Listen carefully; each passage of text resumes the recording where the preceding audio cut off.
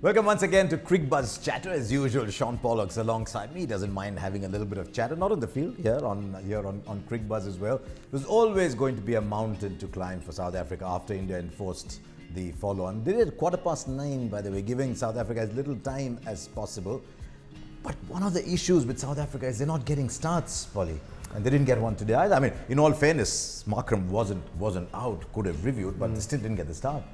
Yeah, they haven't. I mean, throughout the series, it's been 4 innings now where they've been under immense pressure. And in reverse to that, if you have a look at what India's done, you know, their top 2 got a massive partnership in the first test, and 1 and 3 got a massive partnership in this test. So it lays the platform for the test match and really allows the other batsmen more opportunity to come in and settle. The bowlers are tired, the ball's softer, but it hasn't been the case for South Africa. So, I mean, the moral of the story is India have outskilled South Africa in the first 2 tests. You know, whether it be in the spinning, fast bowling, batting, fielding department, they've been better.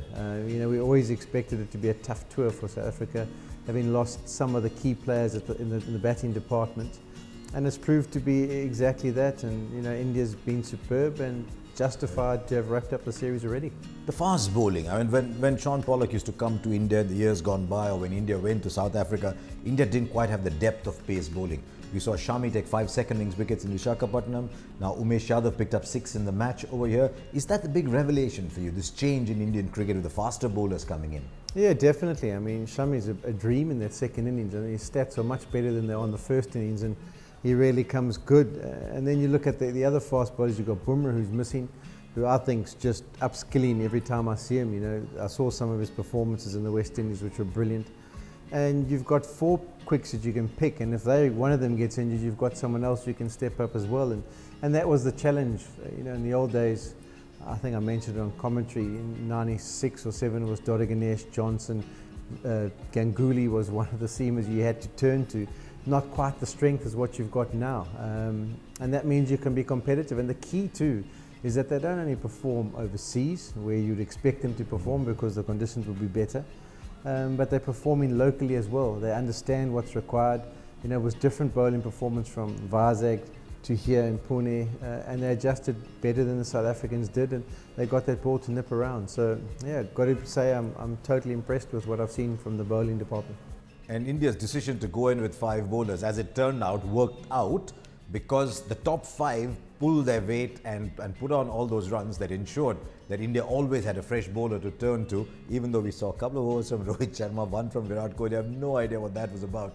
But 5 bowlers is a luxury. I mean, you guys had the luxury because it was you and Klusner and Kallis and all of you are all-rounders. You could always play 5, sometimes 6 bowlers. But do you see that as something India can go ahead with, playing those 5 bowlers? Yeah, we even had Hansi, who used to trouble Sachin at times. I know. He once offered the batsman a deal saying, would you mind if I play Donald, you play Hansi? Yeah. But I think the key to is, if you have a look, I mean, it's always about the top 6 or top 7 wickets. You know, who's going to get those out? Usually you can wrap up the tail, although India's probably struggled more with the tail than anything else.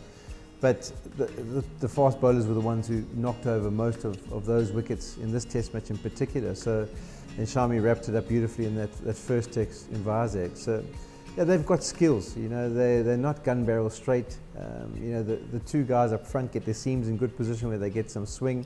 And then Shami comes on with his straight seam. He hits the air as well, can get reverse swing.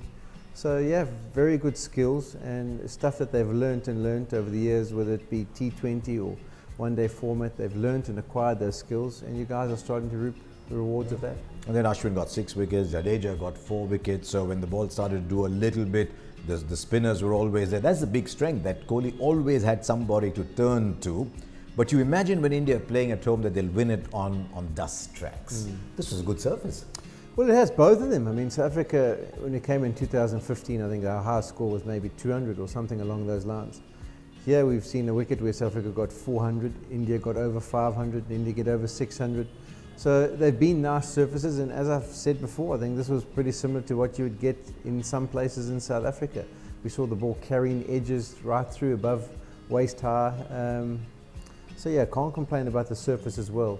You know, if we're done on dust bowls, we could have said, oh well, we could expect that and we didn't have much chance. But the surfaces have actually been good. The biggest win ever by India against South Africa, someone who's been part of such great South African sides over the years that not only won in South Africa but travelled well. Do you feel a sense of sadness? Can you be detached about it all, purely as a person, as a South African great? Yeah, I mean, in all honesty, coming to India, I was expecting that we would be beaten. It was more for me about what sort of character they would show. I was looking for what game plans the batsmen would put in place in order to be able to compete. I always thought it was going to be a challenge bowling-wise. We don't have that depth of spinners. Maharaj was going to have to shoulder a lot of the responsibility. Dane Pete played the first test, didn't get a go here. So there were a lot of questions to be answered, and I knew it was going to be an uphill battle, and it is disappointing. But at some stage you also just got to give credit to the opposition. It's not an average performance by South Africa. Some of the guys have had individually good performances, but in general it's just been a quality Indian team who's produced in all departments. Right, so there you are, 2 tests gone, it's 2-0, 11 successive series wins, so India looking pretty good going into Ranchi. Who knows what lies ahead in Ranchi, but there's another 80 points in that World Test Championship table.